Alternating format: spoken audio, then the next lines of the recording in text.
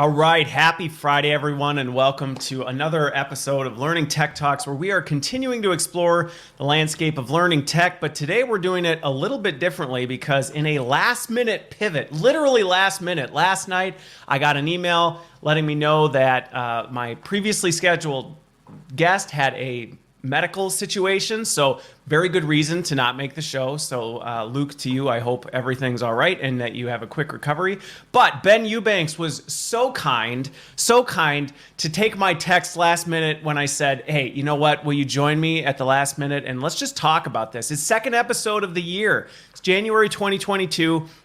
What better thing to talk about than what is some of the research and the data saying about where we are right now as an industry, where are we as a workforce, and how does that tie into what we might want to think about as learning and development professionals? So Ben, first of all, thanks for joining me again. I think this is what, number 3 for you? I think you're like a 3-time alumni. How about that? I don't know if you've had any other three-timers on the show, but I'm so glad to be here. It's such a fun chance anytime to talk to you. But I know that you have the best audience of any show. I have a show. I do. They should comment in right now. Come on, everybody. It's so quiet. So yes, I do. I have the best audience. But I'm glad to be here. It's always a fun time to chat with you. We talk fun stuff. We talk family stuff. We talk work stuff. We talk research whenever I can rope you into all the data and everything else. So I always have a blast. You know, and it's a caution to anybody who's like, hey, Christopher would be a cool person to get to know. And then it's like, well, be careful because you might get a text message from me at 10:30 at night saying, are you free tomorrow morning? Wipe that one off and put the phone back down. Oh, I didn't see that. Sorry, Christopher. Anyway, but before we get into it, I still, even though it's a last minute pivot, I do want to do some of the things that we want to talk about here, which is one, we got to talk about where you are because this is a different, while you've been here 3 times, people may not notice that is a very different background than we've seen in the past. So for everybody watching, you can comment in as well. But Ben, I know the answer to this, spoiler alert, but I'm going to let Ben spoil it for everyone else because you got a window I can see outside. Where are you? I am still in Huntsville, Alabama, where I'm based, but we moved to a new place a couple of months ago, and it has been wonderful and challenging at the same time. I know we're going to talk about remote work a little bit today as part of the trends conversation, but I used to have an office that was separate from the house, and now I'm in the middle of it, and so I've had to invest in some technology to help filter out crazy children, and I haven't figured out one for blocking that door back there yet, but anyway. I like it. Leave it. Leave the door. I don't, that's kind of nice. I got to say that's nice, but yes, it's an adjustment. My kids always blast in from here, so people can always tell when somebody's standing at the French door. When the karate chop comes across like that, we know what's happening. Yeah. I know. Yeah. So I don't have soundproofing either. I'll need to do that. So, okay. So anyway, that's where we are. I'm where I am still, but this will actually tie to the next question. So Ben, for you, we're talking about 2022. Any big plans you have for this year? I know one of the things that's accomplished, you have second edition of your book out, but any big plans for the year? Goodness. So we at Lighthouse are publishing last year we published a bunch of research. It's weird because in 2020 I put a pause on everything because no one cared about what happened last week. Things were moving too quick. And so we went all in last year and going deeper this year. Already have a couple studies on the agenda and things. So I'm so excited about that. That's always a blast for me. Somebody I'm professionally curious. I just like to turn the rocks over and see what's underneath. And when I was working as a practitioner, I'd have a question and I'd be like, wish I knew that. And it would just kind of flutter away. And now when I have all the questions, I write it down because occasionally I'll have a way to get an answer to that. I'll have a way to put into a study. I'll have a chance to ask that of somebody who's incredibly intelligent and good looking like yourself. I get a chance to do those kind of things. So I love the research, and that's what I'm most excited about this coming year. As you said, the new edition of the book is, I got to show it, right? So you have to. That's like one of the rules. If you have a book, you got to like hold it up in the camera. That's just everybody So the knows new that edition now. of the book is publishing in the U.S. next week. And so that's been a long time coming, and goodness gracious, there's so much good stuff. I can't wait for what this year holds. Last year was the best year yet. just based on the work that we did at Lighthouse and everything else, I've had so much fun. And to be in a new place, to have some new stuff going on, I'm giddy with excitement, we'll just say. Big year for Ben Eubanks. So, all right. Well, so I could probably go on for some of the things I'm excited. I'm excited for this year. I've got some big things happening at Chen Med. We're doing some really fun stuff and all that. I won't talk too much about, but the one thing that will be interesting, we'll see if this happens, is I'm hoping my background changes just like yours did. So we'll see. It's going to depend on if we can find a contractor and all this other stuff. But this winter has just been one of the winters where you go, you know what? Why do we live in this cold? I don't know why we do this. So that's one of the big plans. We'll see if we execute against it or not. But Fred will come with me. Fred will join me, but I don't know if it'll be the same backdrop. We'll see what happens. Well, I'll tell you that yesterday it was 60 degrees here, and we were all outside in shorts. So to make you feel a little bit more like you're Yeah, I know. Thanks for the reminder. All right. Well, so anyway, so let's talk about this a little bit because I debated doing, do we do like a 2022 predictions and what do we think's going to happen in 2022? And it wasn't really something I wanted to do because one, we talked about this right before we went live. The second you do that, you're like, I predict this, and then you look at what you predicted 3 days later and go, rats, I missed all of these things. I forgot to mention this, and actually that's all going to change. So what I would rather do is talk about some of the things that you're seeing on a research standpoint in terms of how are these trends that have been changing or what's been going on in the workforce so that we can talk about how is this actually playing out in 2022, what's sticking, what's not, what insights might we see. And I think we should be able to, I'm hoping to be able to translate some of that into potential learning impact because this audience is going to be concerned about, so what does that mean?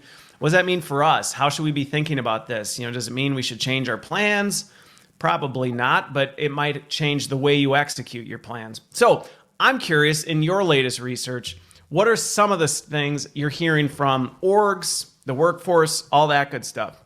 So one of the studies we finished recently is around mental health and well-being at work. And what's interesting is in the last year, more people have talked about that. It's becoming a conversation we feel more comfortable having publicly. But it's not so taboo anymore. It really isn't. Well, it isn't. Or is it? Publicly. But when we ask this question of employees, how do you feel? Do you feel like you can mention, I've got this struggle with depression, I've got this anxiety, I've got some sort of mental health challenge at work? Employees are much less likely than employers to say that there's going to be comfort there and talk about that. So while we think, oh yeah, we created this great environment and you can bring that up and you're perfectly safe. Even if we think that, it doesn't always translate to how the people feel about it, how the workforce feels about bringing those issues up, whether to their manager or to someone else in the workplace. Okay. Well, so that's actually not completely surprising, but a good point to note in the sense that I can completely see where, it's been talked about more publicly in the industry. Companies are talking about it, things like that. But just like culture, just because you roll out new culture values doesn't mean that in the next 6 months, your organization is operating under these cultural values. You've still got a lot of work to do. So it sounds like based on this, people still feel a little bit or even a lot bit uncomfortable with actually talking about how they actually are doing. Is that fair? Yes, absolutely. And that's the thing that we saw over and over. And again, this will translate back to learning. So what we saw over and over in the study is we asked these questions of employers, 1,000 different companies, and 1,000 different workers to get these perspectives. And where we could, we tried to line them up so we could compare and contrast the answers. And overall, we boil this entire study of different people and organizations down to a couple of the key things. The biggest thing that came out of it is we think we're doing a pretty good job. We as employers rated ourselves at a C, on a grading scale. Employees said we were an F. But when it comes down to it, really? We're trying to do these things. We're trying to make positive improvements. And some companies really are investing in and supporting this. But we're not doing a good job of making sure we're communicating that we're marketing that internally, that we're sharing that back with the people, that they have access to these resources or that they are okay or that they should feel comfortable doing that. We're not doing a good job of marketing and promoting that. And that's the gap that we're seeing where it comes to, we are fixing stuff, but the employees don't know about it. And the phrase I use in the report that's coming out in the next week or so is We all have heard if a tree falls in the forest, no one's around. Nobody hears it. Did it actually fall? Yeah, did it make a sound? If we make a change, whether it's from a mental health perspective or from a learning perspective, and none of the employees notice, did it really matter? Right? Should we have even done it? Does me care? And so that's the big thing I'm walking away with from this is these companies, the next thing we've got to do is not just put it in place and walk away. And you know that, right? Yeah. You've probably done that yourself and screwed that up at one point in your career, because I know I have. It's what do we do next to make sure everybody knows about this work we did so that we get the full value out of it, the full ROI out of this time and resources and effort invested into this thing we're doing. Okay. Well, there's a lot to unpack in this. And I think, again, a big takeaway from this, from a learning standpoint, is this messaging. I had a conversation this morning already about this, where one of the risks, and I even find myself doing this frequently, is you put all this time and energy into these plans and these things that you're going to do. And by the time you get to launch, you're so fried that you're just like, all right, it's done. It's done. We've launched it. I can just kind of let it go. And we forget that to this point of what you're talking about, the org doesn't know. They're still at the front end of the change curve. They have not fully even grasped that this has happened, what it means to them, how this actually is going to affect things. And we're burned out and we kind of give up. And so how do we actually plan for that to make sure that we're getting the message out on some of these changes? Because it's a good point. If you're making all these great changes, trying to help your employees, whether it's mental health, whether it's well-being, whether it's learning, and they have no idea it's there, does it really matter? I would agree with your assessment that no, it actually doesn't. Dude, is it because we budget 99% of our resources and efforts on getting it to the finish line, and we don't stop and think about what 1% isn't going to tell everybody about what we did? And yet I don't know if that's the problem or not. I had a chance last year to interview one of the heads of organizational reorg at Siemens, and was talking to her about how they actually go through change transformations, how they make those decisions, and how you communicate and share those things, because we often assume that things will be easy once we've done this project. We've bought the technology, we've partnered with this provider, we've changed this policy, like whatever it is. We assume that the next thing that happens is the easy part. And every one of us, if you have children, right, if you have friends that have weird behaviors, the behavior change is the hardest part out of all this. It's the hardest getting part. Someone to notice, getting someone to pay attention, getting someone to, again, do something different out of their norm. That's the hardest part of all this, of any of our jobs. Yeah. And for some reason, we downplay that. Yeah. Well, and what's interesting about it is a simple kind of action. Like if people are like, so what can we do? One thing, and again, this isn't like, oh, this is expertise coming from a well of wisdom. It's just something I tried over the years and it worked well. I've actually found shifting up the team as you get to implementation has made a really positive impact for me over the years in doing this. Is I've got a project team that runs it up to implementation, and then there's a crossover period, and then it transitions to a different team. Because just in general, you get fried. Like some of these big projects that are 9, 12, months in planning and doing this, you get to launch and your nerves are frayed, and you're like, I honestly, if I never hear this project again, it will be too soon. And I mean, it's just reality. And so actually bringing somebody in and getting that fresh perspective, because that's the other thing. When you get to launch, you've been on this thing for so long, you forget all the things that you didn't know a few months ago, or things that were important and all this stuff, because you're there. And so you're like, hey, yeah, if we just send an email and tell them go here, they'll get it. Because you'd forget how much you've been involved. And so I found doing this kind of crossover team that then takes over post-launch has really made an impact, because to them, it's all still new, it's fresh. They're coming at it with the same vigor that an employee would. And so the desire to kind of push things forward and say, hey, how do we keep doing this? I want to keep learning about it. Because you get a little snarky. You get to the end and somebody's like, I don't get it. And you're like, oh, well, that's your problem. You should have been paying attention. Versus somebody new's like, yeah, that's a good point. I don't get it either. Let me ask more questions and try and do that. And again, some people don't run into that, but my experience has been time and time and time again, shaking up the team a bit can help a lot with carry that forward. I like that idea. And yeah, I forgot about the concept of like experience blindness in this, but the closer I am to something, the less you forget what it was like to be a beginner or to be new to the idea or new to the concept. So the longer you've known it, the harder it is to reverse back out of that and say, oh yeah, when I was new, I didn't know what I didn't know. And Exactly. so I love that perspective on it too. I think that's a really great point. Yeah. Well, and so this, who knows where we're going to go with this, Ben? We said we have no idea where we're going to go. But the other one that as you were talking about this trend on, well-being and people feeling comfortable with where things are at, there's this communication piece. But one of the other ones that I continue to see as an opportunity for leaders especially is we don't always model the things that we say we want to see in the organization. So I just even think of this well-being. We talk about, we don't want people to be burned out, and we want them to take time, and we want people to talk about how they're really doing. And then we present and posture with this, everything's great, I love everything, I'm perfectly healthy, and I work 19 hours a day and love every minute.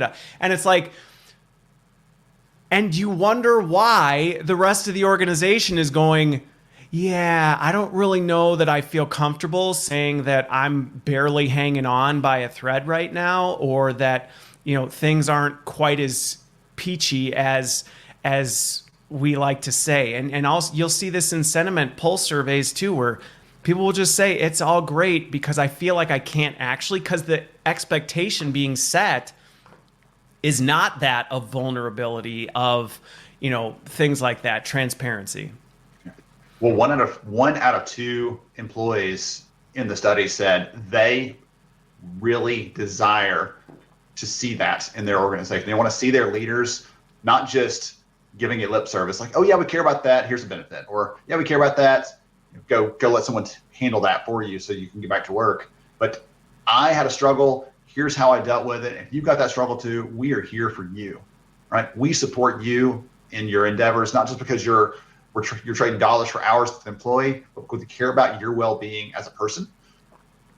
Employers sharing that perspective, that's such an uncommon thing that it stands out when you have someone who does that from a leadership perspective, as you're saying. So I definitely agree with that one. One of the other things we saw in there, all over the place in terms of what people prefer and want, employees, when we asked what was the best way to support this, or how can you support mental health at work, there's tools and there's resources and things like that. But the number one thing that employees want was flexible schedules, having some more flexibility in how work gets done, how I get to accomplish my goals, how I get to make things happen at work. That was the number one thing that they asked for. Employers rank that 1, 2, 3, 4, 5th in terms of priority. So it's pretty big. I mean, you can, if you're looking at just numbers, that can sound like, oh, 1 in 5, like that's not that far apart. Yeah, if you're talking about a list of 100, that might not be that far apart. But how many were in this list?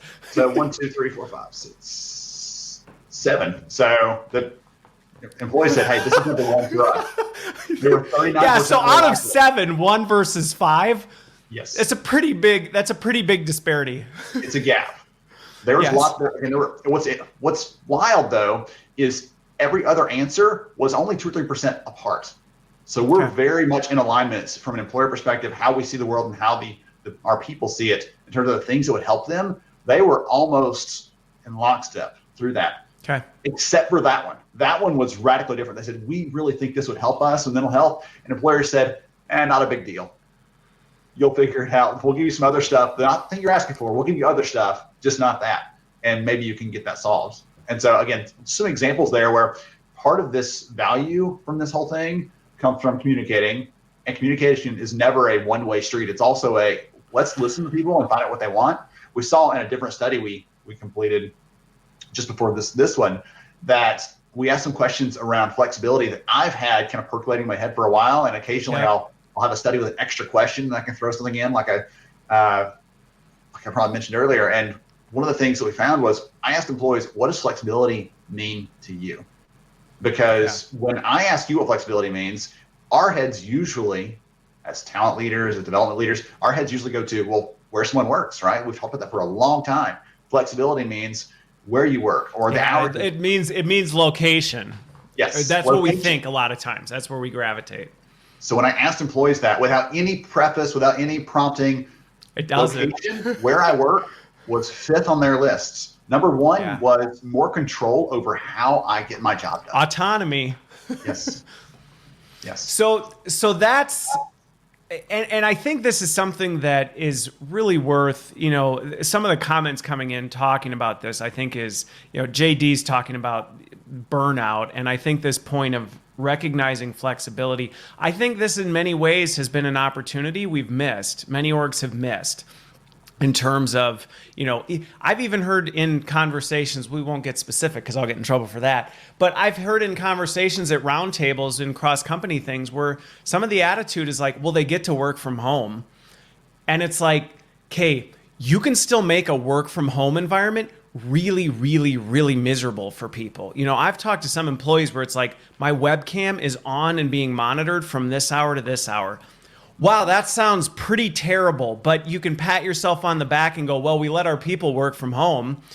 I mean, granted, they're chained to their desk, and we ask them, where were you for those 5 minutes between 11:15 and 11:23? So I don't understand what the problem is. And I think that point you make about, and I think this is also where sometimes, and JD, you'll appreciate this, where sometimes folks are like, well, but we have frontline workers, and so we can't let them work from home. Yeah. And it's like, okay, you're missing the point.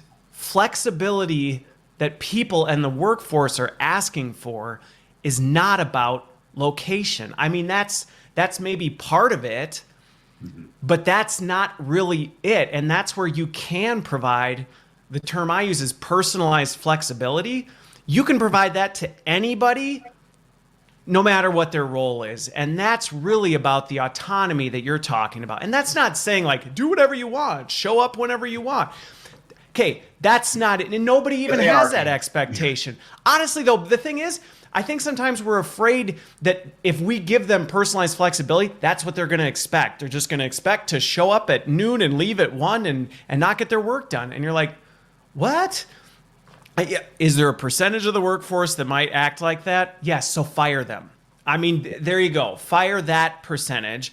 But really, a majority of people really want to bring their best selves to work. They want to work and demonstrate value. And so personally, every time I've ever seen where you empower your workforce to say, hey, here's what we're doing to give you more autonomy, I'm always blown away by what I get in return. And honestly, it's always 10x what I gave to them. It's always a tenfold return on that. But breaking this idea that flexibility means location, it's interesting that it's fifth down in the research for them, that it wasn't it. Yes. Well, the way I always put it, because you were talking a minute ago about where we work. I don't know, have you ever had a job in your early career days potentially where you were food service or retail? Have you ever had one of those jobs? Yep. Okay. The first job I ever had, I was driving a delivery truck around. Okay, so I've had those jobs, and I never once said, you know what would be great? If I could do this job from my couch. That never occurs to, choke on your water there. No. That never occurs to them. That's not what they're looking for or what they're asking for. They're saying, trust me a little bit.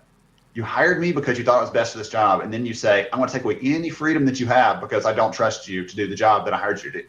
Yeah, I remember, so I early in my career, I worked construction. I built golf courses, okay? So you want to talk frontline work. I was a construction worker building golf courses, using heavy equipment, doing all this stuff. And similar to that, I never went, boy, you know what really gets me out of bed in the morning? If I could, get in a bulldozer and carve out the green from my couch. Like, I did not think that at all. But what either engaged me or disengaged me was whether the foreman or one of the leaders at the course at the time was saying, I need you here at exactly this time, and then here's your list of 10 things to do, and I'm going to be sitting on the hill, like watching how you're performing and challenging every. And you know what? I trust you to figure out the best way to do that. I will check in with you to make sure that, you're doing those things, and I'm here to help. But I loved it. I mean, I'd put in 10, 12 hours without thinking about it. And I also knew the good ones, the good leaders, were the ones that were like, if something blows up, It's okay. Like, talk to me and we'll figure it out. And, there were times that I'd have to go or come back, but I knew I had the ability to work through that. And again, it wasn't about working from my apartment. One of the ways that I've talked to companies in the past, I read this in a book years ago. I don't remember where I got it from, so I'd love to give credit if someone knows where this came from because I can't remember. But the way that it's like, okay, that's a great idea, more autonomy, more flexibility, but how do we do that? One of the ways that I have heard companies do this is you have a manager and you say, hey, on a scale of 1 to 10, 1 being total flexibility, they can do anything they want, and 10 being locked down, you make every decision for them. Where on the spectrum does someone fall? Does your team fall? How much autonomy do you give them? And you ask that same question of their people. And almost always you'll see some sort of gap between them. Big divide. And that gap is your opportunity to coach, to develop, to help them understand how to loosen the reins a little bit, or how to give a little more freedom, or how to trust the people a little more. And if you don't, again, as you said a minute ago, if you really don't trust them because you don't think you're the right person, why in the world are you keeping them? You're making that's a performance management issue. That's really a performance. And again, I'll bring this one up because I think Scott's made a really good point on what we're talking about, that there's a huge correlation between the trust that you have with your employees and the flexibility you're willing to provide, and vice versa. The flexibility you receive is directly connected to the trust you have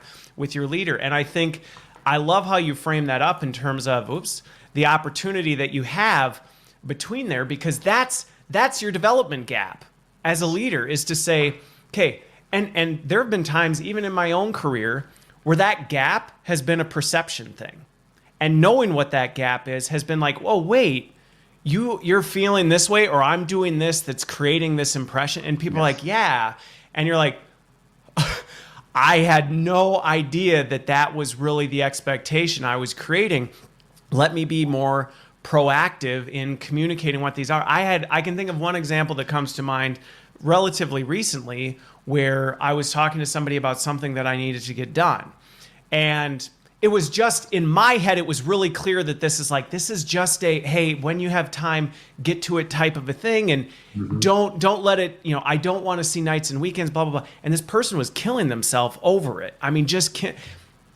And we had that conversation, and it was, well, because it was coming from you, I had an expectation of this, and my expectation was vastly different. And having that conversation and being more proactive and saying, hey, I just want you to be crystal clear. This is not what I mean. This is not my expectation. So please don't do that. And you know what? If you get into it, turns out it's going to be a big, hairy mess, just tell me, because this is not something that has to get done. This is more of a nice to have. Those kinds of things. And again, that's how you can identify that gap. You can start closing it and bridging that correlation between the flexibility your employees in the workforce want and the trust that you need to build to get there. There's so much in this that we could touch on. I love that example, right? I love the piece of that. One of the other ones in that list, though, I gave them some choices about what does flexibility mean. I wanted to make it, I didn't want them to only have, autonomy or physical location. I wanted to give them a lot of choices. So there's things about pay and benefits and things like that in there. But the third thing on the list, halfway down, was options about how I share ideas in my company.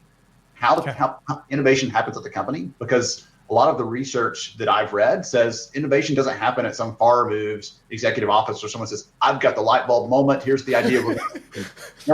I'm working right next to the assembly line, and I say, you know what? If we just made this little change, we'd be 3% more effective. How dare you, Ben? How dare you imply that innovation is not happening in the genius executive conference room? I'm offended by such a suggestion. I need you to step out of that executive conference room for a few minutes and meet me down here on the shop floor, because I've got some things to show you. Why would you imply that the innovation would happen where the work is happening? That's ridiculous. So in that, though, I think that's an opportunity for us as well. Right. All kidding aside, there's a chance for us to say, you're here, and you said a minute ago, bring your best self to work. That one of the things that I always, when I hear that phrase, I always go back to this book that I read years ago called The Respect Effect. And one of the things that he visualized that in a way that I had never heard it before, and it has stuck with me. You probably read that 50 years ago. And so when we talk about the fight or flight mechanism and our ability to focus and do things, He said, if you are not respected and trusted and appreciated, to tie back to this conversation, you are always spending a certain fraction of your energy waiting for someone to club you in the back of the head, metaphorically, at work. You're waiting for something to happen, the other shoe to drop. You're waiting for someone's out to get me. But when you feel like you're trusted and you feel like you are respected and appreciated, right? The DEI conversation of we see you, you belong here, we want you and what you have to bring.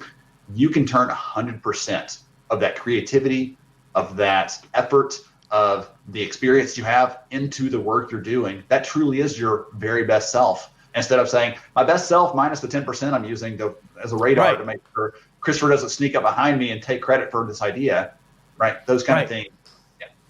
Well, and I'm going to say this, and then I'm going to bring up Tracy's comment because I think it ties to two things that we can tie to learning and development.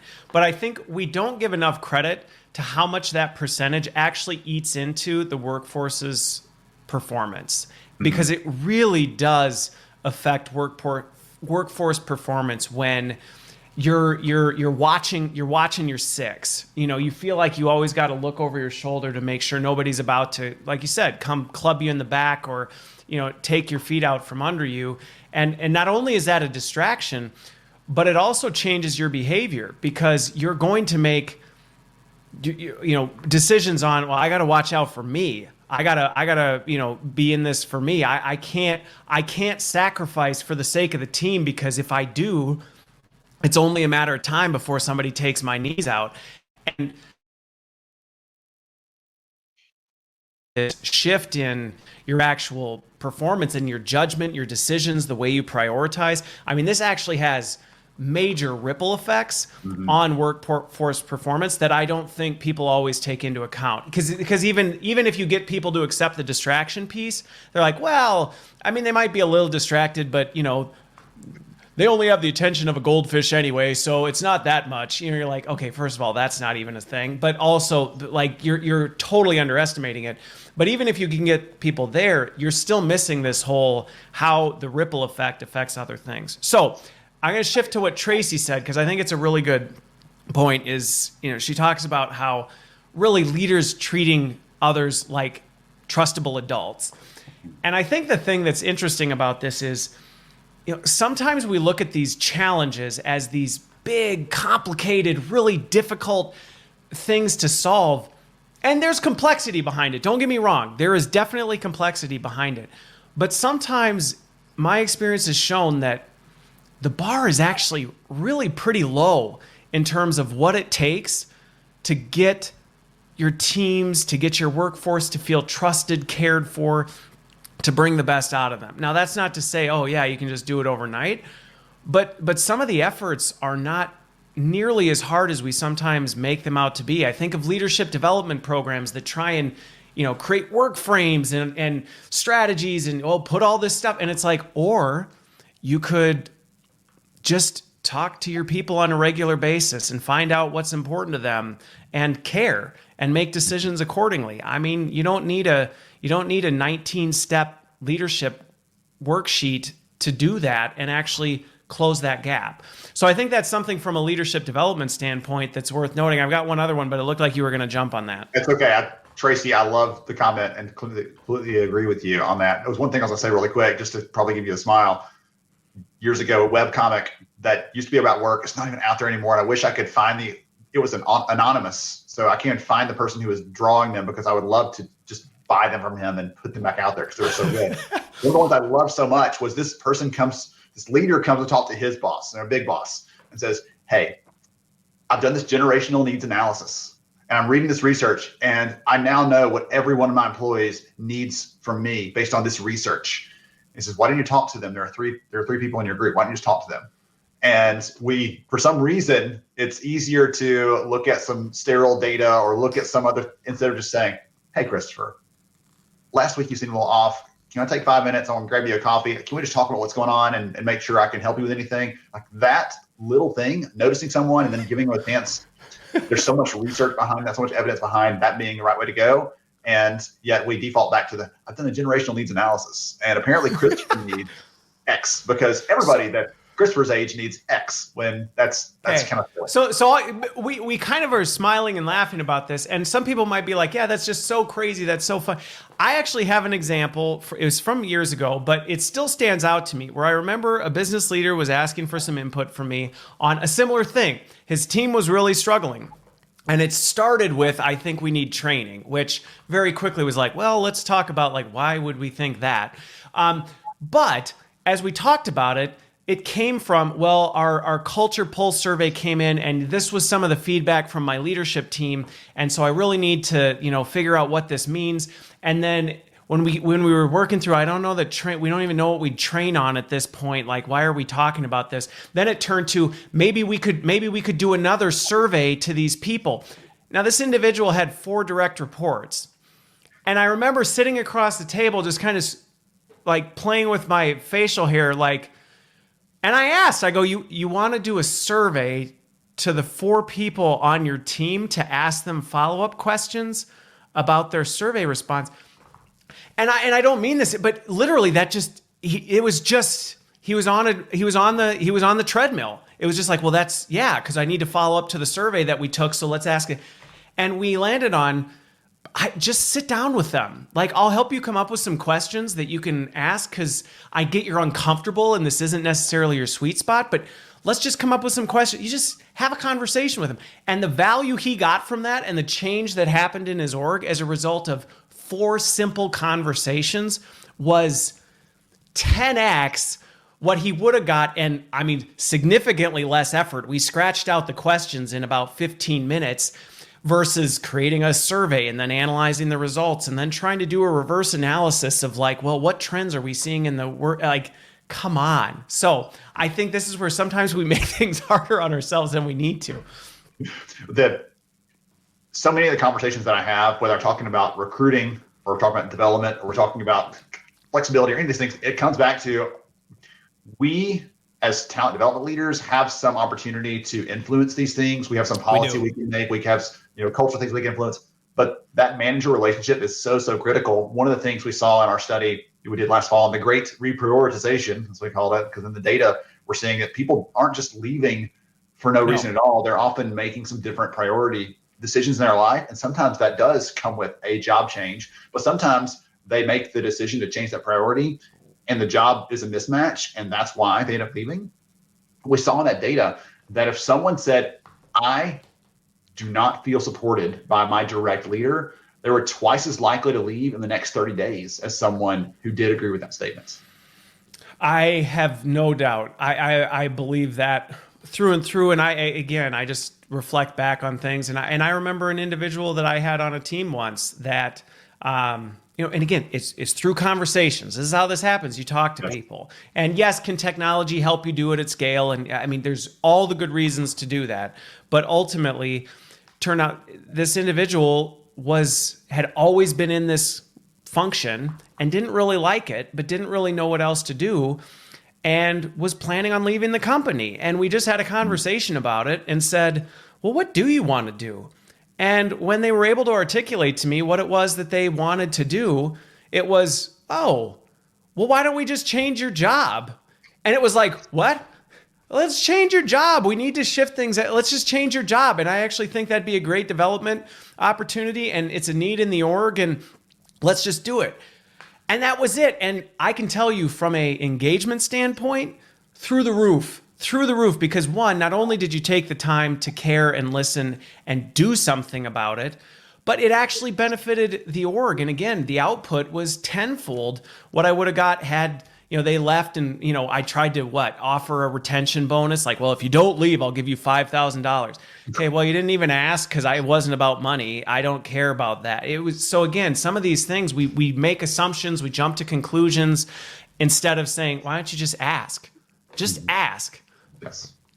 That comes full circle back to the flexibility thing. That was the biggest takeaway that I saw, is we need to be asking our people what flexibility means to them, because for some, depending on who it is, they might fall more on that. I want to just be able to share ideas when I see them. And I don't want there to be 57 hoops to jump through. Or I don't want someone to say, yeah, just get back to work. Because I had that in one of my HR positions in my career, where I said, you know what? I've looked at all this research, all the data. If we did this thing, we could probably drop our turnover by 10%. Yeah, we'll talk about that next month. Get back to work. Seriously, it costs us money today because we didn't make this decision, and tomorrow, and the next day. Like, let's look at this. And anyway, all right. You said there's other. No, but I think the important point about this is, I think sometimes we're afraid to ask because we're afraid of what they're going to say and how we'll respond to that. And as I think of the example you just gave, and I can think of a time where someone, it feels like a job interview. Tell me about a time but I can think of a time where someone brought an idea. It was a good idea. It was a legitimately good idea, but we weren't going to do it. But there was a strategic reason why, and it was all it. But I could easily see where I'd be afraid to ask or listen to that input, or just quickly dismiss, like, we're not going to do that. Because in my head, it makes sense why we're not and all this. And ultimately, we had a dialogue about it. I explained my point of view and why I was thinking about things the way I was, and how there was a great idea, but how we needed to think differently. That individual then went back, tweaked things around based on the feedback that I had shared, and came back with an even better idea that did work. And so I think that's one of the things where sometimes we're almost afraid that, oh, well, if people tell us something and we can't do exactly what they say in that moment, then it's going to have a negative effect. And my experience has been, people are adults. You can have a conversation with them and say, I completely hear you. I would love to, or this is something we can continue talk. But people don't want to have that difficult conversation sometimes, or they're afraid of how they'll have to respond. I'm smiling because my brain is wandering off topic, unfortunately. And you said we hate to ask for feedback, but I'm going to go ahead and tell the audience, I want you all to comment and tell Christopher that Shred the Houseplant needs a significant other. And I want you to suggest names like Kathy the Cactus or something else. So let's find something. Sorry about that. All right, now you've got to name it. There we go. Nate over there. Okay. All right, I'm so sorry. That was No. One thing though. Yeah. So one thing though that I do think from a learning and development standpoint, because I think all these things are really important, and they tie into the way we think as leaders. They tie into, many of us in our field have leadership development in our wheelhouse. So again, the way we think about leaders, the way we develop. But I even think about with learning and development, I've had a lot of listening conversations over the last, a lot of years. But in those conversations, even from a learning and development, this is actually in many ways what the workforce is asking for from a learning standpoint. And it's a similar type thing. They want some autonomy to be able to figure out what is it that I really need. And I think sometimes we end up trying to go, okay, so workflow learning is pushing what we think you need, but pushing it where you are right now, right? And it's like, no, that's not it. Workflow learning is creating an infrastructure and giving you autonomy to kind of figure out what is it that I need right now. And again, I think sometimes we're afraid to go there because we're like, well, but what if they do it wrong? Or what if they don't like what we have to offer? Or what if this? And it's like, well, you might find that out. You might have to take one on the teeth and kind of go, all right, we thought this was really great, and obviously it's not. So how can we make it better? But I think that same personalization is something that does directly impact. And I know I'm working with my teams now. I'm like, everything we do, we need to try and think about this. And again, this doesn't mean just let it be anarchy and a free-for-all and be like, yeah, development is whatever you want it to be. Like, no, because that'll be chaos. But how do we create more opportunity to say, here's what we're trying to accomplish. Here's the things that are available to you, but you figure out how best to navigate this pathway. When I'm talking about performance, there's a concept called backward integrated design in the engineering world that says you design for the outcome you're looking for, not for the process. Because when you think about it, if I ask anybody who's listening in right now, what is the goal of learning? You'd say, well, it's about helping people perform better. It's about maybe helping them to retain. It's about those kind of things, right? Delivering better business performance ultimately.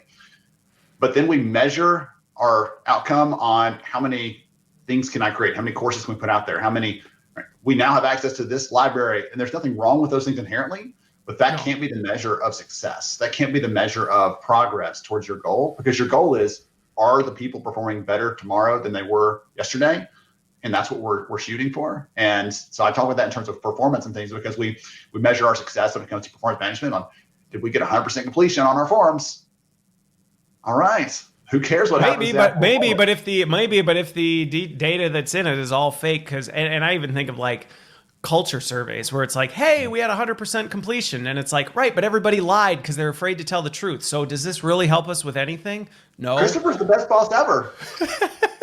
Said no one ever. So with that though, one other thing that I'm want to kind of tie back to this disparity between flexibility as a priority for organizations and flexibility as a priority for organizations, because I do think this ties to something when we think, and again, I think there's ties to this from a work standpoint, there's ties to this from a learning standpoint, but this whole concept of hybrid, okay, when people say, oh, hybrid work, hybrid learning, hybrid this, I see this conversation fall into this argument over, well, working at home or working in the office. And to me, it's again similar to, well, that's not really what we mean by flexibility. To me, that's not really what we mean by hybrid either. I think it's about really thinking about this whole sense of how are we designing in a way where it is really agnostic to where you are. And I think that's something that whether people go back to an office, you look at some of the big banks, they're convinced, hey, right, we're going back here type of a thing. And some of the companies and others that are going, we're remote and that's it for us forever. Or a lot of people are in between. It doesn't matter. This hybrid idea of, yeah, but you know what? We have to recognize that even if you're all in an office, not everybody's in the same office building every day, and not everybody's going to be on the same floor at all of this stuff. Like, it's so, I like JD's word, ubiquitous. It's just like, look, like trying to put everybody in this box, it doesn't work, whether it's during COVID, outside of COVID, whatever the situation. And that's a fundamental shift in the way we think about work, learning, flexibility, leadership. I mean, it literally has ties to just about everything. Being able to understand our people at a fundamental level. And again, that boils down to those conversations with their direct leaders, because we can't understand and know once you get past a couple dozen employees, like no one can know what everybody needs or wants or craves. One of our studies a couple of years ago, the big takeaway that I came away with in this, it was an experiment where we gathered data from 1,000 North American workers, and then we took that data and we passed it around to a couple consulting firms and, hey, tell us what's going on with our people. And they say, well, 70% are stressed or 50% have trouble with their manager. But that's all we got, just like a high level overarching kind of view. So every time they did that, they'd say 70% of your people are this, they disregarded completely anything that made any of those people very specific. They may have issues with stress at work, but it's because of childcare. It may have nothing to do with their manager, or it may have to do with their work schedule. It may have nothing to do with. And that's where I think the technology piece of this bigger conversation comes into play, because we can't do that. We can't understand that nuanced level. And there are tools that can help us to get that insight and to figure out a more granular approach to what people need from us as employers.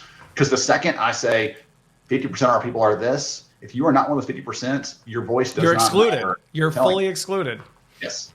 You don't exist for all intents and purposes in that data set.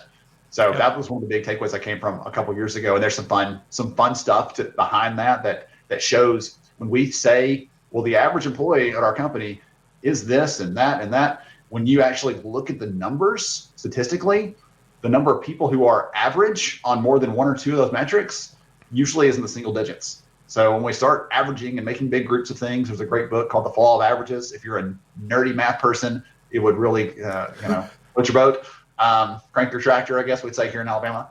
But it was really, you'd enjoy that. But it points out the issue with when we start grouping things together, we lose all semblance of individuality in there. And that's a big part of our conversation today is when flexibility comes, it's personalized flexibility, as you were talking about. Yep. Yeah. Well, and I think the point with this is that, I just even think of your example. So childcare, maybe childcare is a priority. You start lumping people into that. If you were to actually sit down with the people who said childcare, the spectrum of what they mean by that would be. So when you go, well, we heard you, 50% of people said childcare was a big issue, so we've implemented an on-site daycare.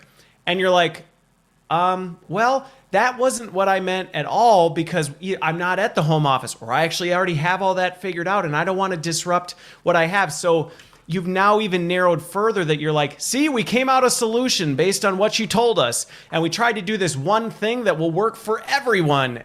Are you happy? And then we're mad. And I get it. You're frustrated because you spent a boatload of money implementing on-site childcare and now nobody's using it. And you're going, what the heck? 50% of you said that was an issue. We have 2 people that signed up to use it. Like, what a waste of time. It's like, well, see, but here's where, and I think, the point Lisa brings up, I like this, is, we're talking a lot about this comes through conversations. This comes through understanding the depth of that. Now, your point as the AI HR geek is the fact that that is very difficult to scale. You have a 100,000 employee organization to try and have those conversations with every single person and then try and aggregate that data and try and do with it what you can is challenging. And that's where the tech comes in to say, hey, but you have to know that's your intention. And I think that's the thing. The intention is we're trying to get to these transparent, authentic conversations at scale. How can we do that? And then you can start looking at, okay, so how can technology augment it? Not replace it, because it's not going to, but how can it augment it to allow us to get to that? For sure. The personal piece, right? The manager, the direct leaders, and even the things we're doing to be visible, to be present, to be supportive and helpful and build the right culture and all those things, those matter. The technology has to go hand in hand with that. It can't be an afterthought or we're going to just outsource this to that piece of technology, flip the switch on, and we're all good to go. We've already covered that ground, I think, earlier in the conversation about how that's folly. So it's about bringing those things together really that's why putting the Wait, are you suggesting that if we do an annual pulse survey and the number one thing that comes back is employee development, that's the thing, that a LinkedIn Learning or a Udemy or whatever subscription isn't going to solve for it, Ben? I can't believe you would even suggest that. I don't think those words came out of my mouth. Of course, that's the complete answer. Everyone should just do that. Thank you.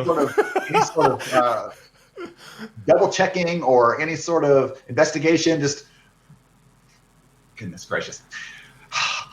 Hopefully, I love your phrase, personalized flexibility, though, because I'm going to probably steal that. That's fine. You took my great reprioritization. You took my great reprioritization too, so that's fine. Well, you know how it goes, right? The first time I say it, like my friend Christopher Lind always says, personalized flexibility. And the second time is, like they always say, personalized flexibility. And the third time is, how I always call it. How I always say. It becomes farther removed as we go. I'm fine with that. I'm fine with that because really the bottom line is it gets out there, this idea that this is, and again, this goes back to what we said, I don't know, midway, halfway, some way through the show where we said, there is complexity to this. Like it's easy to kind of hear some of these conversations and go, oh, it's easy. It's not easy. It's not easy. And there is a lot of work that goes into this, and there's complexity and there's hard work that has to happen because you're talking about behavior change. And you're talking about dealing with people, which that's one of the reasons I'm in this field. I love the complexity of people. Man, it's never easy. Like what you thought worked here doesn't work in what you think is the exact same environment. And you're like, what happened? I don't understand why this didn't click. And it's like, well, I don't know. Ask. You're going to have to figure that out. Yes. So any other with like the 2 minutes left, with like the 2 minutes left, I know we're going to unpack another big conversation, but were there any other interesting things that you went, hey, as we think about 2022, here's something else. I think we've hit on some of the big ones and actually really unpacked those, but were there any other ones that kind of jumped out as like hey, here's something else that was insightful? It's hard to boil all that down to say here's one other thing coming out of this. the thing that I'm going to be doing a lot more of in the coming year is focusing on looking at that flexibility piece, because I think that's important. I'm going to try to investigate that further and try to get to one of the questions or one of the answer options. Please don't throw anything at me. One of the answer options in that around flexibility wasn't how you learn, but it should have been, right? And so that's the benefit that I get from these conversations and from interacting with people like the audience here, because it helps me to make sure that when we're doing this research, we're asking these questions of the workforce, of the employers out there, that we're doing it in a well-rounded way. So while this is fun and I did you all right, well, service, add that question, because, and again, we can talk offline about how we structure that, but I think there would be tremendous value, because I can tell you from my own kind of, I'm not a researcher, but from my own conversations and just looking into things, reading about things, development is a big area for employees right now. I mean, it shows up on the list. People want development, but that's like saying flexibility. What do you mean when you say development, and why? Like, what's behind that? Is it a fear of you're not able to do your job today? Is it you're not happy with where you are and you want the skills to move something?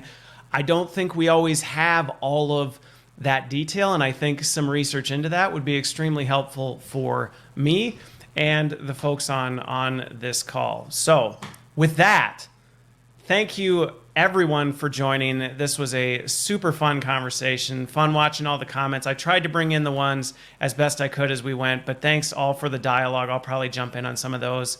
And I look forward to the community discussion that will inevitably happen following this.